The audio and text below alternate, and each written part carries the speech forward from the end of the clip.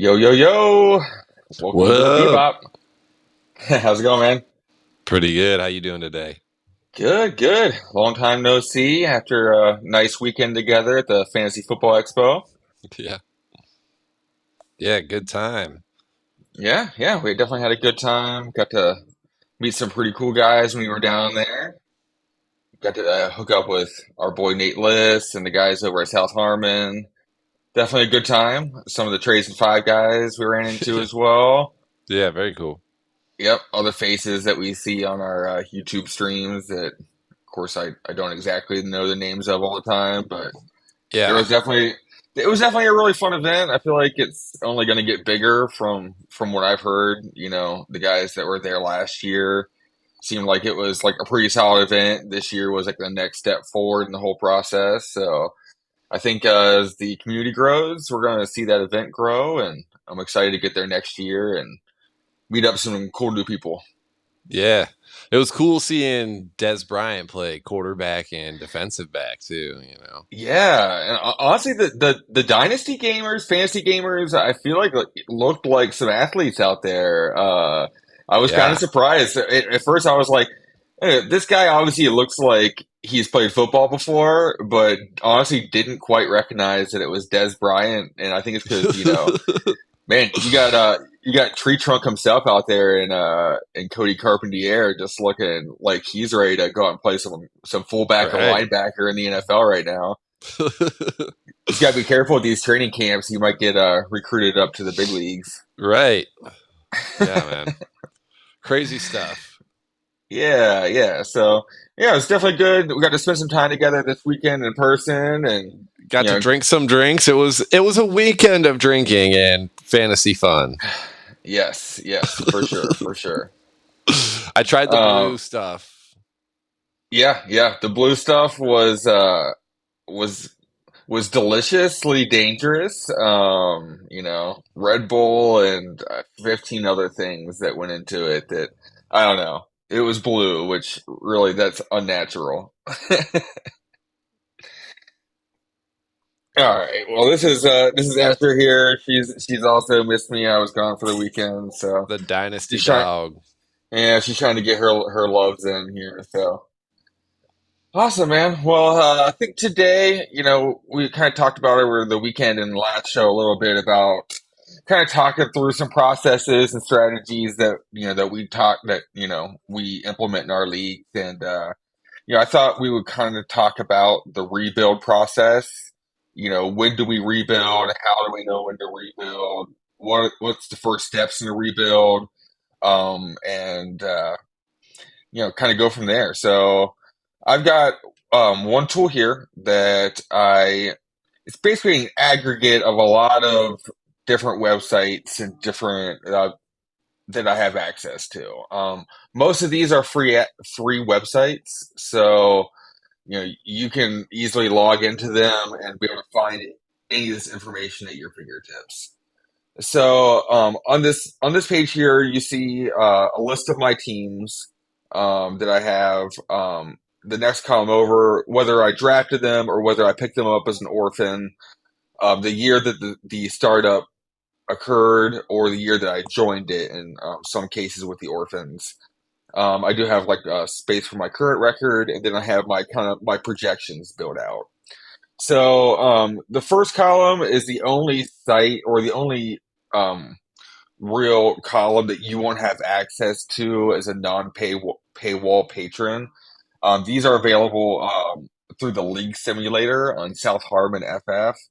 They've got a really cool warp tool and League Simulator that takes your league, all your settings, runs 100 simulations of the season, and then creates max points for your projected record, your odds of being in the playoffs, odds of winning. It's a really cool tool.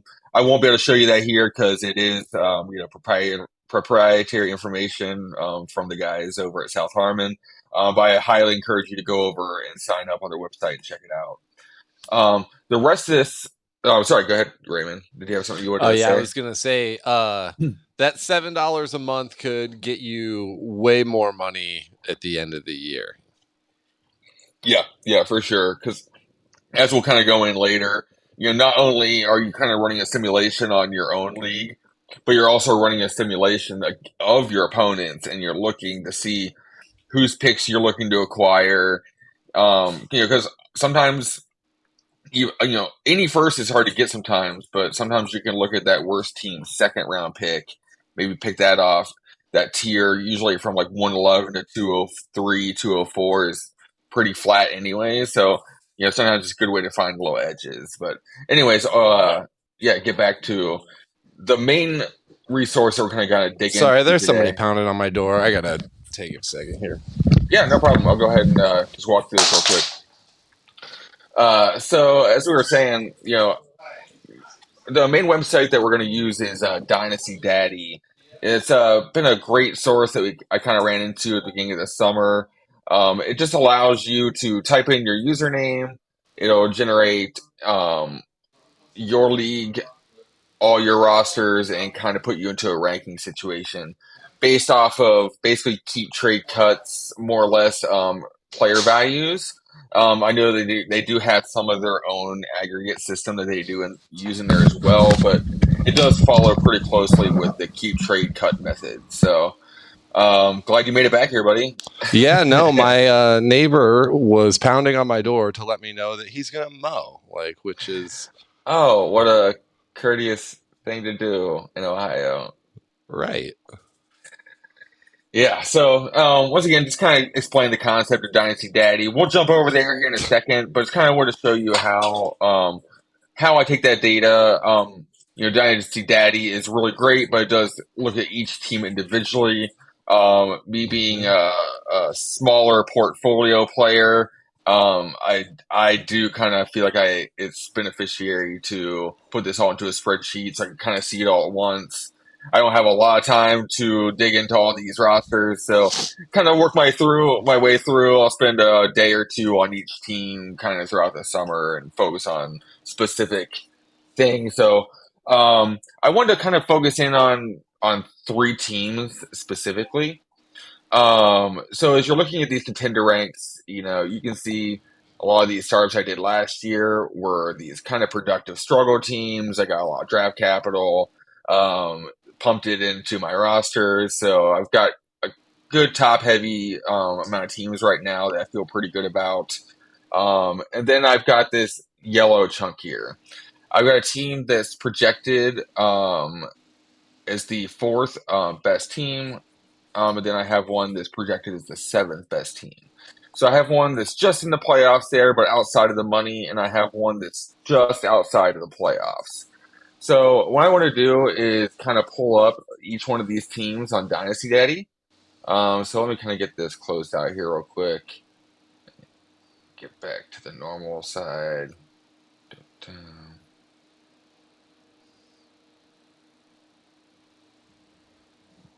Welcome back, Raymond. Yeah.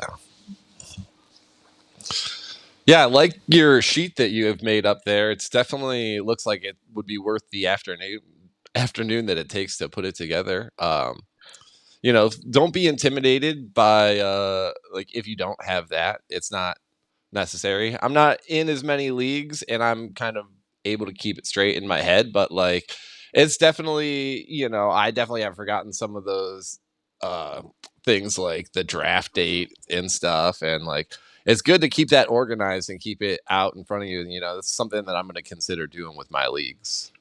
Yeah, yeah, I'm a big sheets guy. I just can't help myself. This is my new 2023 sheet. If I would have had my 2022 sheet open, there's probably about 50 tabs of data that I have collected throughout the bottom of it. It was just getting too cluttered, so I try to make a new one every year. But it's anything that I find interesting. Sometimes it's just a screenshot of something from Twitter. Sometimes I'll screen capture and grab and put my trades in there that I think are interesting, or a sequence of offensive trades that I want to remember. Um, Geez, even stuff like buy-ins and payouts. To know, like, is this a top three payout team? Is this a top two payout team? Is it winner takes all? Is there, for most points four? Those are just good information to be able to put in there. So awesome. Well, let's go and transition over here to the Dynasty Daddy website. Once again, it's just dynasty-daddy.com. You just go in here to username, and you're gonna put in your username. Hit sign in. Yeah. Yeah, you're in. Yep. You're gonna select your league. So the first one that we talked about was that 4 seed team, which is the T Laws All Star Crew. T Lou. T-Lou. Yep. Shout out T Lou. And quite a few leagues with him as well. He's a super active player. He's a super good commissioner. Gosh, my dog is driving me insane. But she's so cute. I know, and she knows it. So I got her up in my lap now. So hopefully she'll stop moaning at me. All right, so you can see it's got some, top here we got a nice graph, kind of walks you through each team, gives you a chunk here Oh, for quarterback, running back, wide receiver, tight end, and draft capital. look at that Um, draft capital. Hold on, hover over that yellow block again. For T-Lou. Okay, it doesn't tell you what the picks are exactly. it will tell you once you click on their name. So you can click Okay, on cool. Tlu. You can see that he has already acquired 5 first round picks in 2024, two I seconds, like that. 3 thirds, and then he's got 2 25s that he's building. He So we're was seeing kind of like this. This looks like he's doing a pretty good job rebuilding. You know, with the picks that he's acquired and stuff. Like, so it looks like he noticed that it was time to rebuild, and he's a little bit further in the process here. well, so this is actually a fresh startup that we just did this summer. So Okay, this was more of a planned punt for him. okay. Uh, The rebuild draft strategy instead of the rebuild pivot strategy. Exactly. And honestly, if I have a preferred punt strategy, it's planning it out to begin with. It's a rebuilding on the fly, as we'll kind of find out here with some of these leagues. It's difficult. You have to be active. You got to be on top of these windows that are open and shut, and sometimes hours or days or whatever it is. You have to be an active manager to get yourself out of these holes sometimes. Just Yeah, waiting for draft picks to come to you every year and one first round pick yeah, every year, it's not going to get you there. You got to be kind of creative. So, yeah, yeah, so with him, he's got obviously a few, aging players, but for the most part, he stayed young, he stayed flexible, and mainly just acquiring those picks, looking to get a high first next year. Yeah, no, I don't mind how he built out here. I know some people get frustrated with the people who do it right off the bat, but man, I tell you, there can definitely be some advantages to that as well. Um, so this was the team that was projected to finish fourth um, on the uh, on the projections page. So I was oh, I'm sorry. This was the team that was projected seventh. Sorry, the other team was League of Bubs. And lose, yeah, just outside the playoffs in this league. So looking at my roster, I've got a Justin Herbert, I've got Kyler Murray, Daniel Jones, Brock Purdy. My main running backs, Damian Pierce, James Cook, Antonio Gibson. I do have Zeke down there as well. Brandon Ayuk, Jahan Dotson, Tyler Lockett, Josh Downs, Nico Collins, George Kittle, Dallas Goddard. So this is a start two tight end premium, start 11 lineup league. So this is not a best ball. As you know, we do a lot of our leagues in a best ball format. So this is a lineup league. So what are you thinking of when you're looking at a roster with these kinds of players on it, Ray? Oh, you're on mute, buddy. Oh, you're still not coming through to me.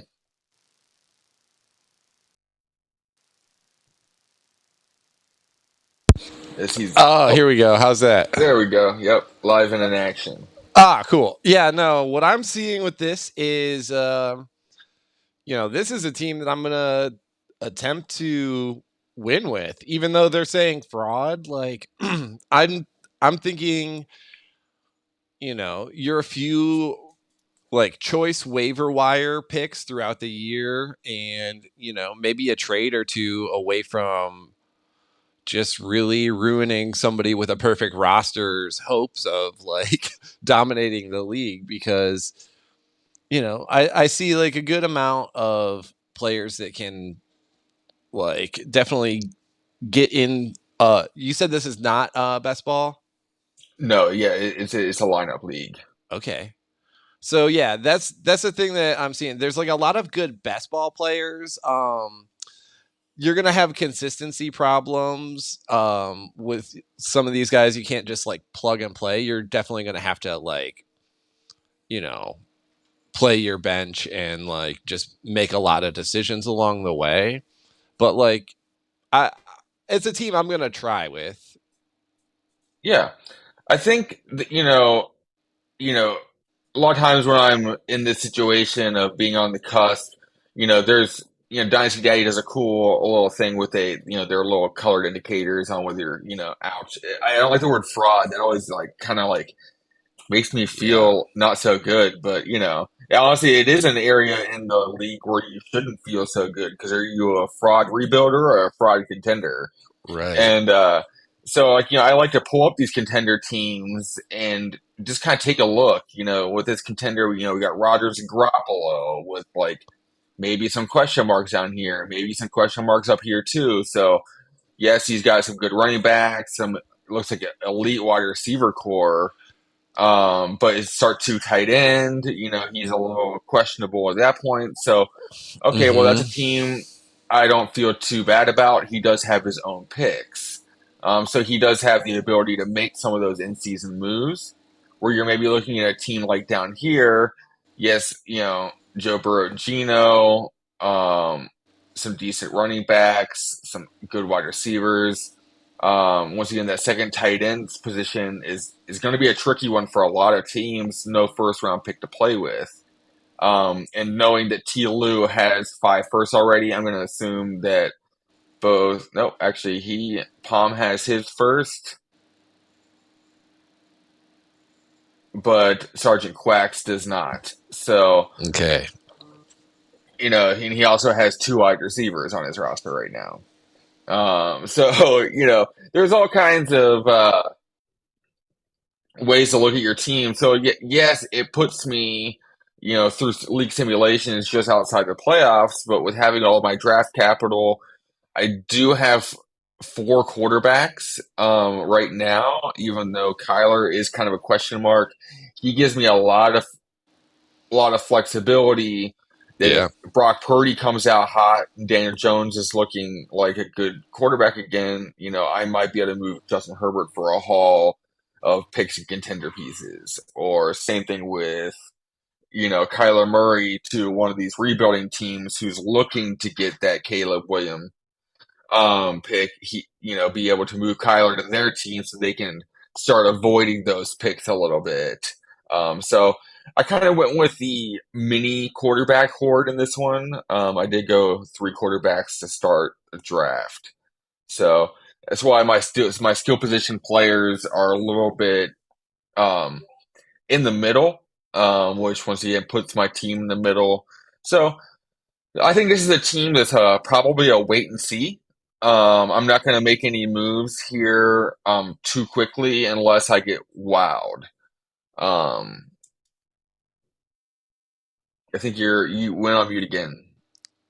I'm gonna be really interested in seeing this league in a year because right now you can see that like some people like C Plant, especially like with that receiving core, like that's a sick assembly of wide receivers, but he's got so many that like he's not going to be able to utilize them all. And so, like, there's going to be a lot of trading that I see happening in that league and stuff. And so I do think that just looking from some of the unbalanced rosters, like that like I do think it's going to be an active trading league. So I do think throughout the season you're going to be able to try and maximize some of your values, and you can really take it either way because you know, if you're 4 and 6 around week 10, then yeah, you're selling what you got. But like if you're 7 and 3 at that point, then like you could, you know, upgrade at a couple positions and really try to go for it. Yeah, like, let's say that team does start off 1-4. I'm Hmm. looking kind of that time of the year where teams are starting to decide who they are and where they want to be. What are you looking to do first? Are you is there someone that you're looking to get rid of? Are you looking to move a Tyler Lockett to get the points off your roster, or are you looking to maybe sell one of your higher valued assets for a bigger package and a tear So down?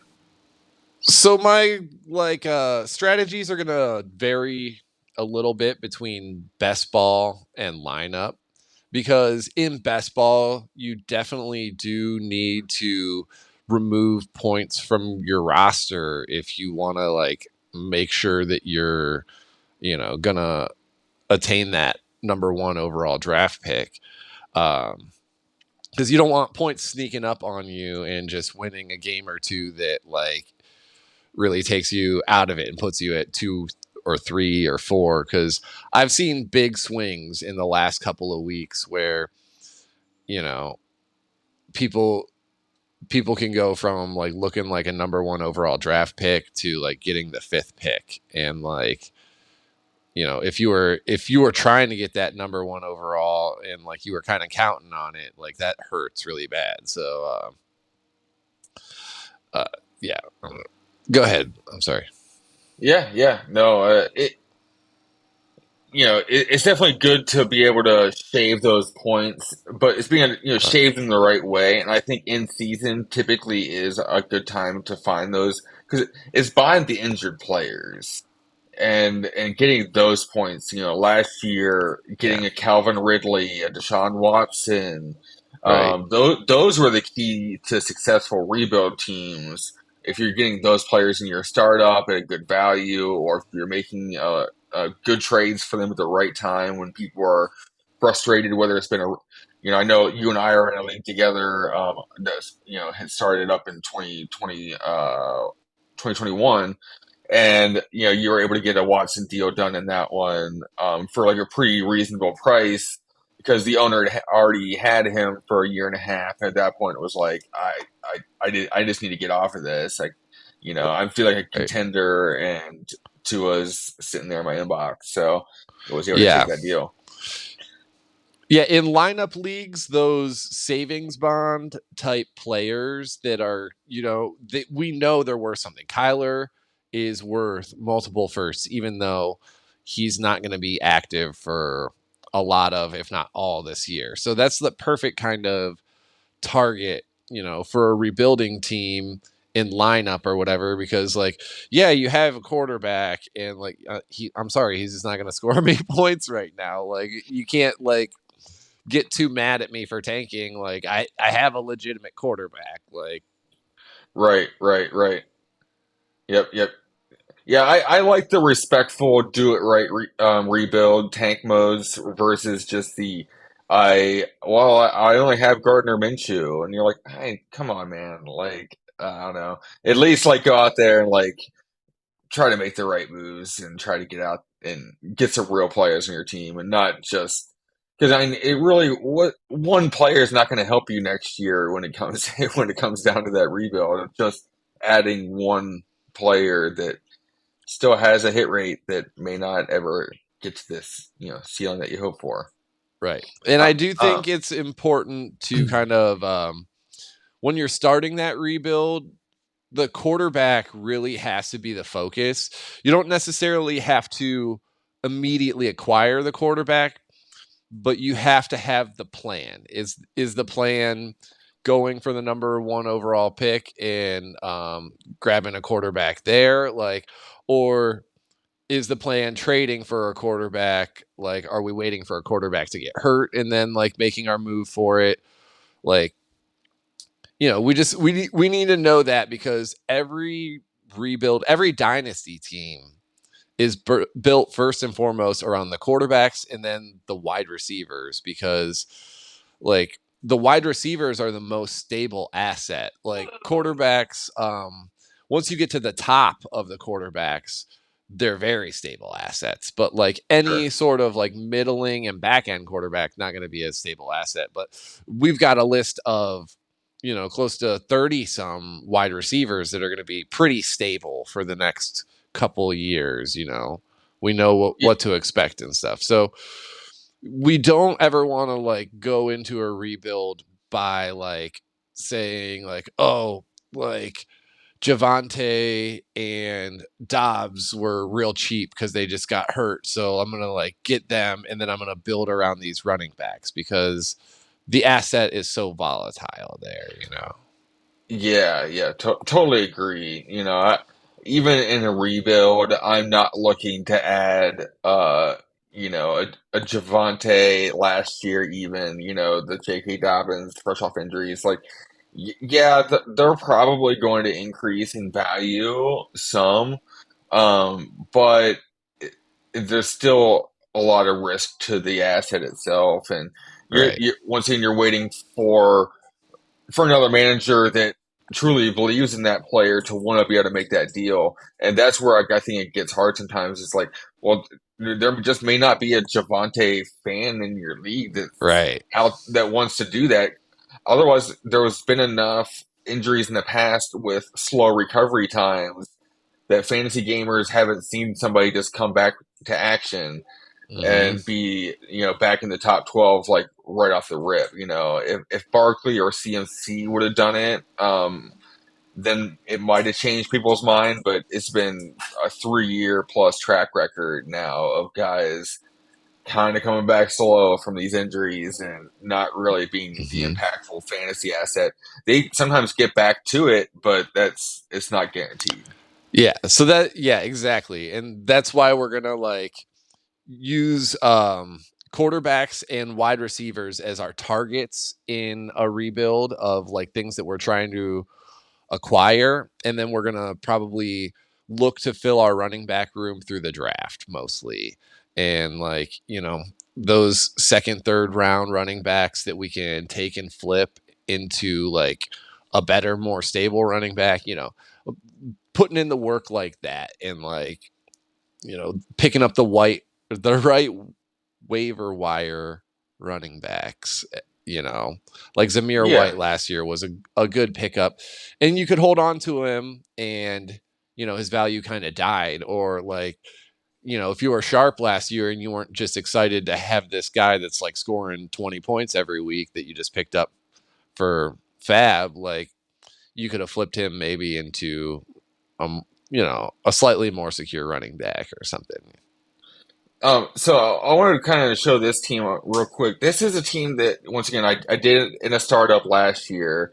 And my main goal was to compete in 2023 and 2024. So, this was a team that was, once again, a Watson. I had a Calvin Ridley. I focus in on, I did make a deal for Patrick Mahomes in this league.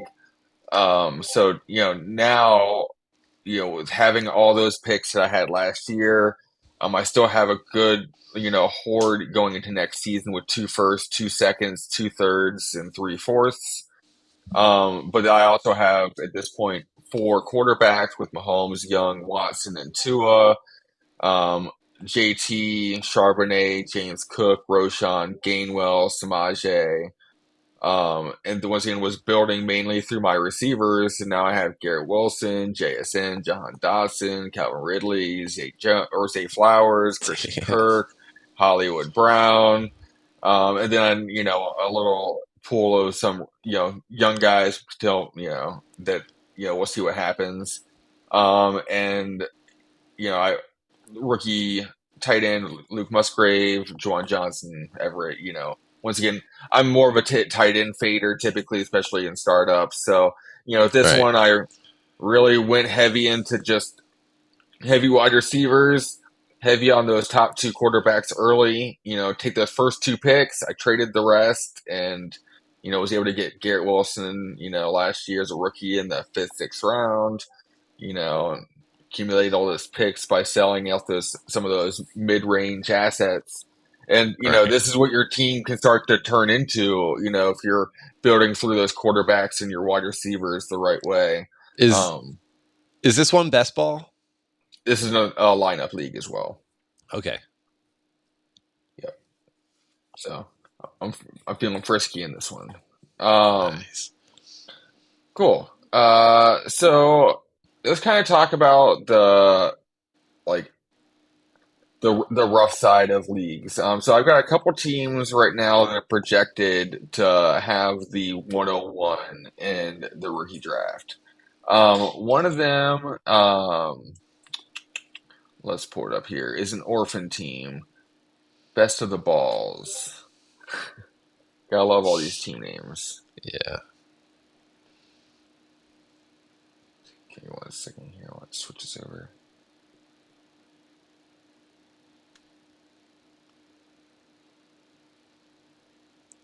Yeah, it's also something I wanted to bring up when we were talking about the rebuilds.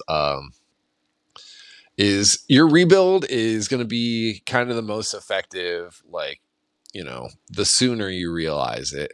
But also, like, you don't want to be rebuilding at the same time as like three other teams in your league. So you've got to kind of pick and choose your windows, and like any strategy that's happening in your league, the more people that are doing it, the more diluted that strategy is going to be. And so we have to understand that rebuilding is the same thing. It is a strategy. And, you know, when there's several other people all trying to like go after the same type of opportunities that you are, it's so much harder to get them. Yeah, yeah, for sure.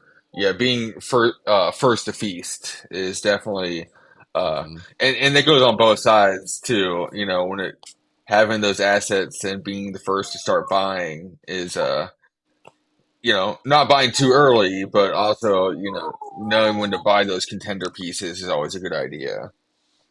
Um, all right, so this is the last team. Kind of what to show here. Once again, an orphan team. This one I feel like was right for rebuilding as soon as I took it over here. So yeah, you This can see is quarterback situation's rough. Mac Jones, Trey Lance. I did have the rookie draft, and I did have picks, so I went with two quarterbacks I felt like weren't going to get year one opportunity in Will Levis and Hendon Hooker.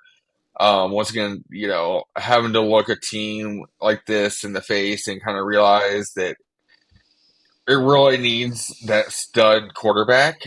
So, hopefully being able to position myself in a trade or in with having a top three pick, whatever it is in next year's draft, to hopefully land that player.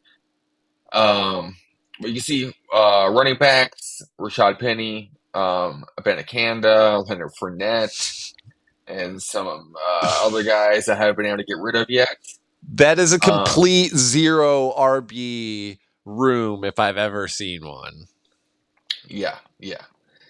And you can see my main focus on this one has just been kind of just adding into wide receiver room. This is a best ball format. Right now, I'm just kind of positioning myself to have all the young wide receivers. Chris Olave, JSN, Drake London, Jordan Addison, Jahan Johnson, Traylon Burks, Jonathan Mingo, Alec Pierce, and some other names down through there. Got to shout out my boy Rondell Moore. Still love you. You'll break out someday. Yeah, you tricked me Um, into drafting him a few times. he's still fun, man. He's still fun. But and then Pat Fryermuth there, tight end. Once again, I have all my picks, so I can do whatever I want with this one. I don't have to worry about, contending with no picks or something like that. So, Yeah. yeah, what kind of moves are you looking at here, Ray? How would you attack this team? Well, there's some of these assets are like, I know you inherited the team. There's just like, wow, I wish we would have sold these a while ago. And like you could have been looking really good because like some of these guys had windows. And so yeah, that's the main thing is like I do think there could be like a Mac Jones sell window this year. I do think there could be a Baker sell window this year. I think the Trey Lance sell window closed with his whatever that was last night. Yeah, we were watching that and it was like it looked like a magic trick, and then you see that it was actually just kind of depressing. But yeah, so I do think that Trey Lance window might have closed on you here. But yeah, I'm looking to get that quarterback. I'm looking to turn like the moment Mac Jones hits his peak this year, I'm looking to upgrade him because you know nobody's just gonna like give you a quarterback with without like getting one usually. You do have some nice wide receivers here that I do think the value on them could like help make up the difference in upgrading and tiering up your quarterback. I'm not sure. What else are you thinking here? Man, for this one, I do think that I've got to start to look at leveraging those rookie wide receivers in some sort of way. I have, I'm sure there's other teams in this league that are not contenders. So, you know that there's going to be people that want these young wide receivers. Um, Right. but what are you going to be able to get out of them is going to be the difficult process at this time because, I don't believe there are a lot of teams with a lot of draft capital. Um, we do have Blitzing Buzzard has the number one draft rank. He has 224 firsts. Wow, that's all it Um, takes. yeah, so you know, it's not like there's a lot out there, but he does have some good young wide receivers, some good young running backs, some solid quarterbacks. So he is a guy that probably we should look at trying to acquire these two first from sooner than later. So I feel like he's probably a team that we could look at for like Chris Olave. And I know I don't like to sell Chris Olave very much. I do think that he is a really good asset, especially in Mhm. best ball.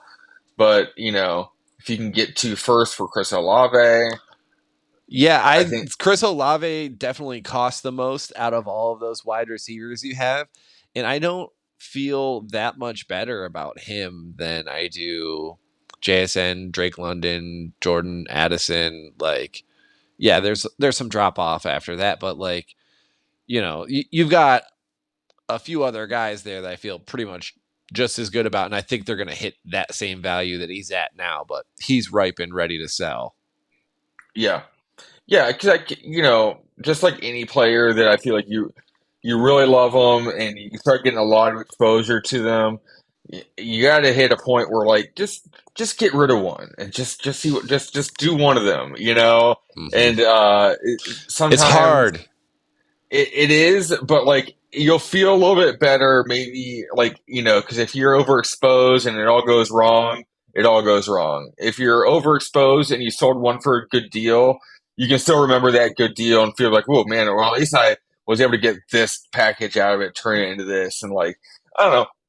There's ways to play in portfolio style leagues. That's why I do enjoy it because I like to try different strategies. I'm a strategy guy. It's just like playing chess. You know, there's not Hmm. one way to play chess. There's a whole book of they do this move, you do this move, and there's strategies and counter strategies and defenses and all this stuff. So like it's the same game that we're playing here. Is you know, you might initiate one strategy to start, and all of a sudden they initiate something else, and you gotta reposition and You got to start going from find the there. path of least resistance. Yeah, yeah, yeah, yeah, for sure. So yeah, that's kind of like yeah, like I said, we're gonna kind of walk through these, kind of through a process. So I think for me, I don't know how about you, but I would kind of like to focus more on this team. I think it's got Yeah, some this team isn't a straightforward rebuild where you can just say, okay, make these few moves. This is gonna be a rebuild that takes a process. It's gonna be a rebuild that takes diligence. So I do think that this could be a really good one to focus in on, because there's sometimes where you can just pull up a roster and you can be like, oh yeah, you need to sell Austin Eckler and you need to sell like whatever X wide receiver that, like Devonte Adams, off of this right. roster, and we're gonna like try to get younger here and here. Like this isn't that straightforward, so I do think this would be a good one to kind of follow along with.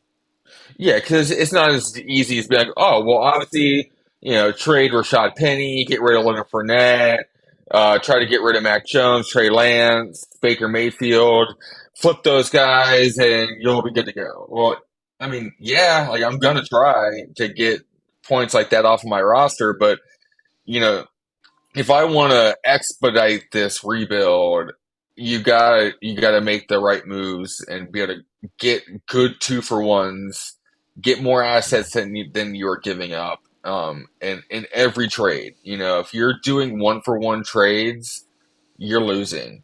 Like the only way that you're gonna ever, I don't even like doing it for my own pick. But like, if you're trading for your own pick back in a one for one deal, then maybe you can control that pick. But outside of that, man, I really hate when I see just the one for one deals, the two for two deals. Like, get something else. Find something that's on that roster that you can just get as a toss in. Sometimes even just those third round picks, you know. Or like this Uh, time last year, Jalen Warren was a toss in. Somebody picked him up on the waiver wire, and if you're trying to get a bigger deal done, like you could just have been like, hey, just give me that dude or whatever, in who knows who that could be this year, but like there's tons of little guys like that are gonna ascend in value to the point where you can be looking at like a second for them or something like that, mhm. and that's gonna be a big thing. Like that second could have been like, Roshan Johnson or Marvin Mims, and like dudes who looks like they could be helping like dynasty rosters for a couple of years here. Yeah, yeah, because I'm not a true zero RB guy. I mean, Hmm. truly, I mean, those RB throw-in pieces are actually really probably where the gold is most of the time. Last year adding Khalil Herbert and Alexander Madison, Rashad Pennies for, pennies. And, this Hmm. year now all of a sudden they have value. There's something that they can add to your roster. So, and Yeah, something that people actually want, Philly had the starters sit out and Penny sat out. So, right? there could be a sell window coming up right here with these like next couple preseason games. And if we see that he's just going to be the guy that they use maybe more like on the goal line, or no, that's Kenny Gainwell, right? Yeah, Gainwell was the one that sat out who's been getting reps I with the thought one. Penny sat out too as well.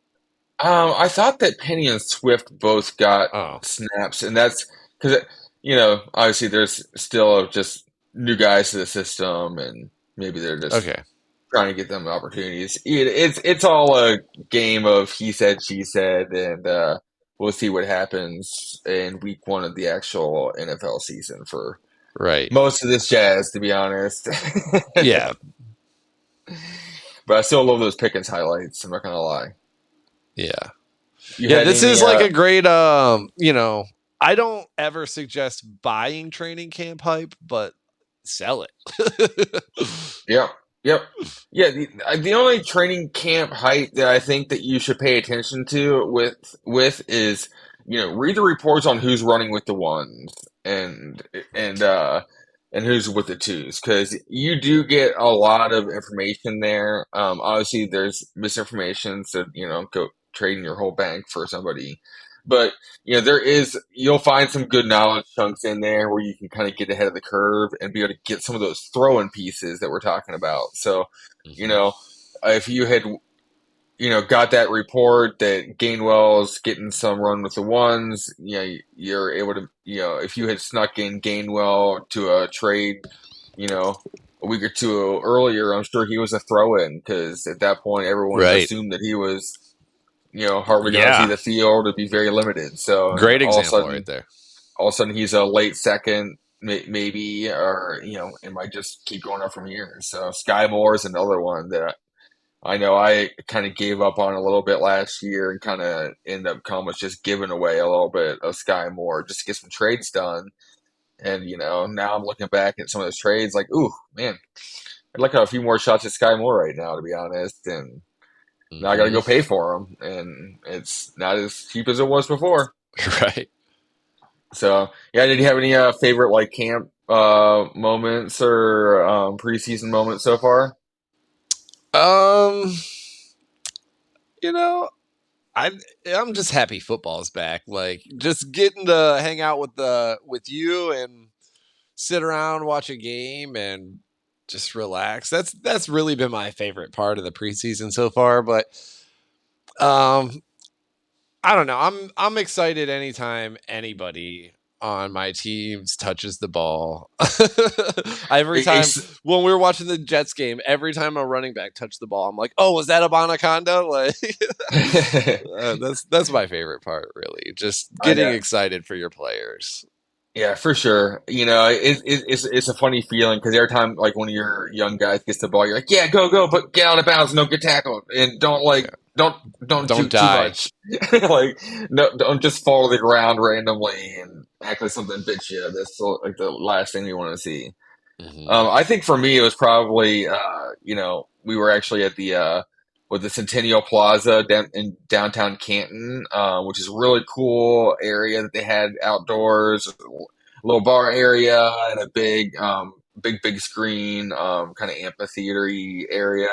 And Browns game, we got to see the new and improved. It looks like Elijah Moore weapon that looked really Oh fun yeah, in that Browns offense. that was awesome. Just like seeing Deshaun like look like a quarterback again, and seeing Elijah Moore look reinvigorated and like he looked like I said it, mini Debo. I'm like, let's go. I said mini Debo. One play later, he took a handoff, and then I Yeah, was yeah. yeah, I think I'd heard you say that before, and I'm like, okay, Raymond, sure, Mini Debo. Like, I mean, this guy's like comp with like Tyler Lockett. Sure, but then like I saw Stefanski came out today and was talking about how he like reminds him of like Percy Harvin and like Cordell Patterson, and I'm like, I mean.